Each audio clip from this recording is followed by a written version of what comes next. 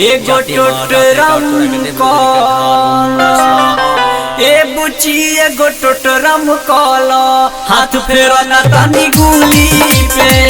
ए बुची एगो टोटरम कॉल हाथ फेरो ना तनी गुली पे। कहेलू बाबा अब होई का होई मानिला बात तारा लई का होई। कहेलू बाबा अब होई का होई मानिला बात तारा लई का होई। लेके तू मला जड़ी कुल्ही पे। ए बुची एगो टोटरम कॉल ए बुची एगो टोटरम कॉल हाथ फेरो ना तनी गुली पे। ए बुची एगो टोटरम कॉल हाथ फेरो ना तनी गुली पे।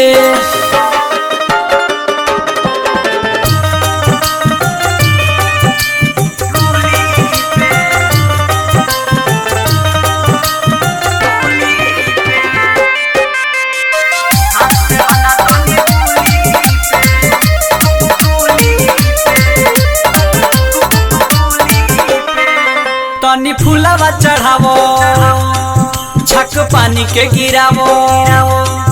तनी फूलवा चढ़ावो छक पानी के गिरावो। ओमे अच्छा तो मिला के बुचिया कहतानी जवन कल तनी आगावा से भला जनी एने ओने देखो बुचिया। उठे ना दे हम दरदिया तनी को छपे ना पड़ी हरदिया तनी को। उठे ना दे हम दरदिया तनी को छपे ना पड़ी हरदिया तनी को। लेके टूटी को सेनुर मूली पे। ए बुची एगो टोटरम कॉल ए बुची एगो टोटरम कॉल हाथ फेरो ना तनी गुली पे। ए बुची एगो टोटरम कॉल हाथ फेरो ना तनी गुली पे।